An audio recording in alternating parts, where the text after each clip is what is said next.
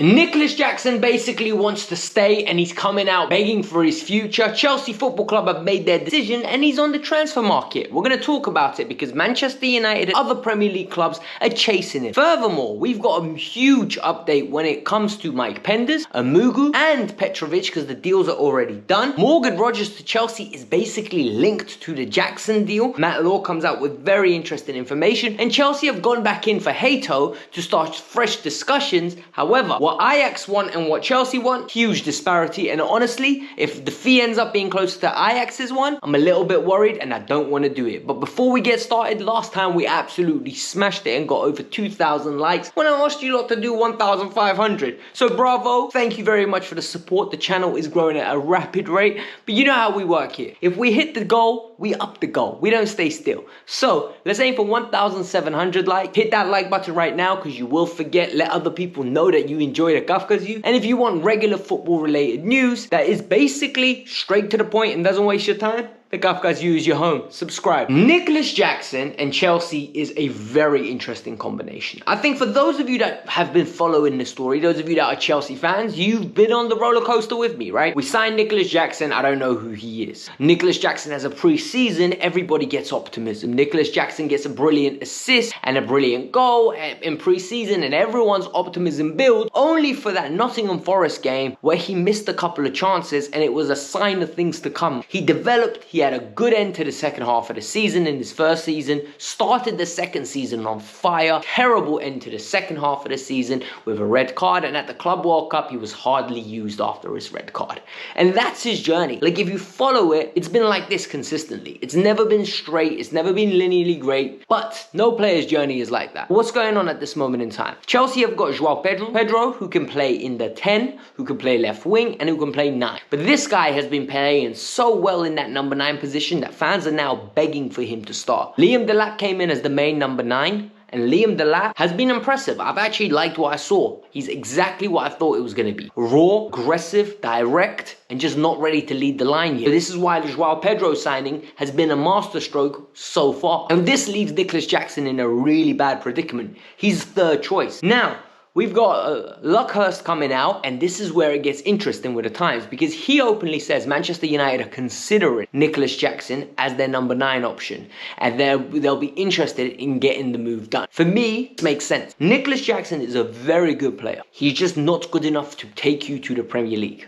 He's not good enough to make you fight for competitions. What he's good enough is getting you top 4. Man United are 15th last year or 16th. What does that mean? It means they've got a lot of growth to make before they're even thinking about fighting for a league title. Jackson would improve them tenfold. Like, I'm not even just saying that. I actually think Jackson's getting extremely underrated as a player. Link-up play, willing runner, great ability to chase channels, hold off defenders when needed. His issue is he can't finish. Someone said it perfectly on Twitter. He's literally Gabby Jesus that Arsenal purchased from Manchester City. Everything is good apart from finishing your dinner. And that is literally what Nicholas Jackson is. And that's good to a certain level, but to take you further, you need more. And this is the problem he has. Fabrizio Romano has come out and said the deal to AC Milan is dead. They can't afford it. But the interest for him is high. Premier League clubs are all eagerly waiting. We know one of those Premier League clubs is Aston Villa. Unai Emery used to have him at Villarreal. Unai Emery would love to work with him, and we know how Jackson speaks about the man, so I don't doubt that Nicholas Jackson would want to play for the man again. However, it's an expensive fee, and it could involve Chelsea basically lowering their expectations. They want 100 million euros. We know that's not true. I think Chelsea would take 60 million, double their money for what they got for him. However, Jackson doesn't want to leave. Rahman Osman, I think that's his name. The gentleman is a very good journalist. Like, I've heard him ask questions. They're always good.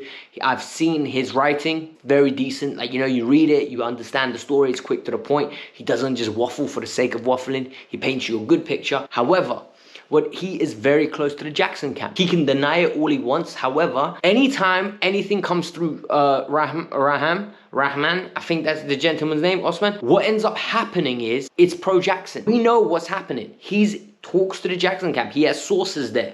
And he said, it would be stupid to sell him. Jackson wants to stay and fight for his position. And you know what? I know why Jackson wants to stay and fight for his position. Because from Chelsea, he's not going up. He's not going to Bayern Munich. He's not going to other clubs. He's going down.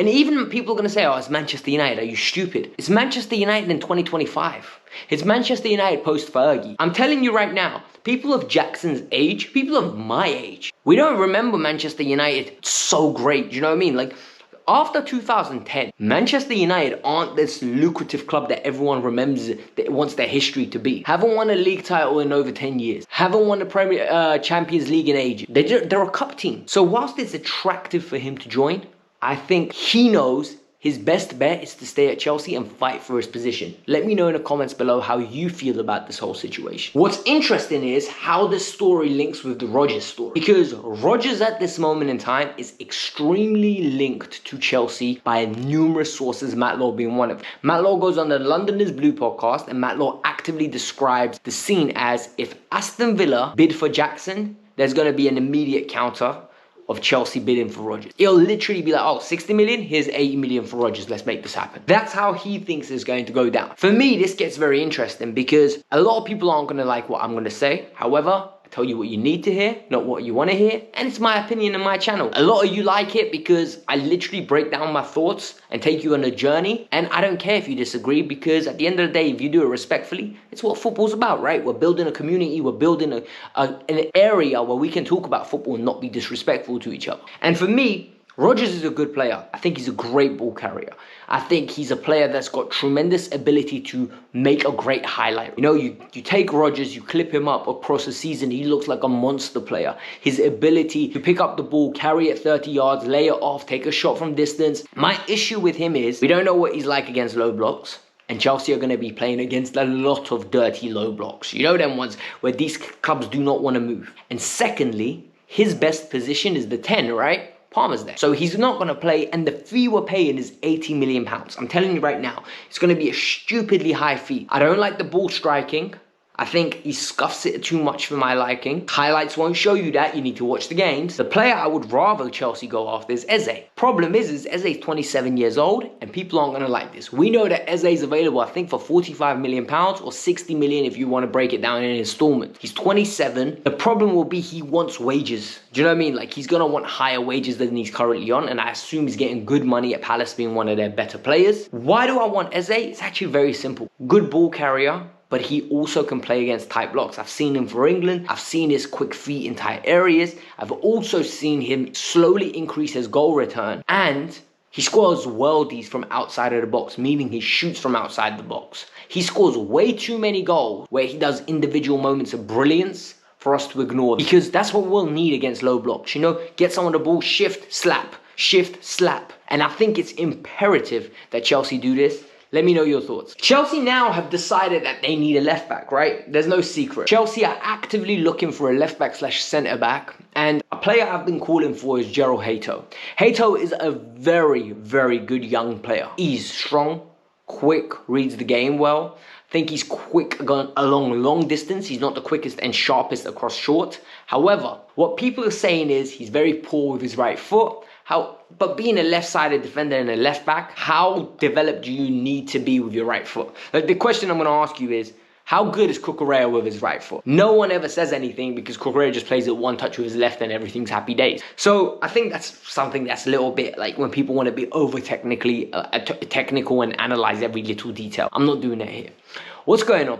We know that Hato is currently at Ajax. I think he's captained them a few times or is currently their captain. Chelsea want him for £40 million. Ben Jacobs says that £40 million is the ideal spot. But the key here is Ajax weren't close to 60. If they negotiate and get it down to 45, 50, I get it. 60, I don't feel comfortable with it. £60 million is around about 17 million euros, 67 million euros. That's an awful lot of money for somebody that's coming in to be a backup. If I'm paying that kind of money, I need him to be a starter. Esteval cost 35 million euros, plus the rest were in add-ons. If this deal is something like a 35 million guaranteed, the rest are all in add-ons, it's beautiful. I won't complain. But if we're paying guaranteed money of 65 million euros, 60 million pounds, like, that's a lot of money. And that's when you have to ask yourself, are we getting ripped off here? Is this potentially a player from the Eredivisie that's going to come in and not correlate? We've seen Timber come and correlate, and he's been very good. He's been super impressed. Genuinely, like, Timber's one of my favourite players in the league that doesn't play for Chelsea. We've seen Van de Beek. We've seen, what's his name? Anthony on the right-hand side. That league I never know with. I don't trust it. I've never trusted it since Memphis Depay, and I don't trust it even more. Like, you know, every time I see players score goals in that league, I just go, not for me. Even the centre-back, De Ligt, he was amazing. He was colossus at Ajax. Went on loan to Bayern, to Juventus, joined them. Then he went to Bayern Munich, went to Man United. He's a journeyman now. I think he's extremely overrated, still living off his hype. But a lot of people will want Hato. I think for the right price, it's a brilliant deal. I think for the wrong price, it could be a very risky deal that we don't need to make. At the start of the summer, what did I say? I always say this, I reiterate this on a regular basis. The window is 50% buy-ins, 50% sales. Especially the way that we've been hoarding players for a while now, right? Our whole system is dependent on us getting rid of players for a profit. At this moment in time, what's been confirmed by the club has been 61 million euros, right? We have sold, I think it's 5 or 6 players, and 3 players have been added to this list, guaranteed to have gone. 1 of them on loan, 2 of them on a permanent. Number 1, on loan, Penders. Penders has gone on loan. We know why he's gone on loan. If you haven't, there's a video that I have explaining it. It's basically, long story short, Jurgensen refused to go. Penders is stepping up and gonna go, and he's gonna play consistent minutes. I go into the detail of that. That video is made on the Kavkas View like 3 or 4 videos back. Go check it out. Amugu is gone. Amugu is gone, the fee's undisclosed. I assume it's going to be somewhere in and around 10 million euros. That's the book value of the player. Strasbourg and Chelsea negotiating. You can see a trend here, right? We're going to get what we want. We're going to balance the books. They're not going to put Chelsea in a worse off position because of Amugu. So I assume it's around about 10 million euros. But the deal's complete. Strasbourg have announced it. He's gone. Chelsea have a buyback in the future if he slaps. Then Petro has gone on a permanent with no buyback. 29 million euros to Bournemouth. A lot of people are going to say, why is Petrovic not our number 1? It's a story that we've covered on numerous occasions. It's done. He's gone. It's over. What I will say is we got him for 12 million euros, selling him for nearly 2.5 or maybe even a little bit more than that is brilliant business. Like, from a financial standpoint, from a scouting standpoint, you pick someone up, you develop him in 2 years and flip him for that kind of money, he ain't good enough to start for you. Bravo. Genuinely, bravo. Like, the scouts should be proud of themselves. They're high-fiving they're most probably going for a lovely steak dinner, some Wagyu steak. They're enjoying themselves some lovely red wine. You know, they're just, you see Paul, you see Lawrence, you see, what's it called, Joe Shields all sitting there like, oh, look at us, who would have thought? Noni going for a profit, Petro going for a profit, Renato's going to go for a profit. It's one of those things, right? Noni's not included in that 61 million. Why? Because it's not announced by Arsenal. The minute it's announced, that's going to take it to close to 120 million. So we've had a very good window. But this was the Kavkas View. I hope you lot enjoyed it. I want to say thank you again. We've absolutely been smashing July. Like, I couldn't even think more of it. We're like 300 people away from 42,000. I'd greatly appreciate if you subscribe now. You made it this far. You've enjoyed the content. You're going to come back for more. And I'm going to keep you lot updated, man. I'm going to be literally your plug. All the nutrition you need comes from your favorite dietitian. Peace out. I'm out. Have a lovely day.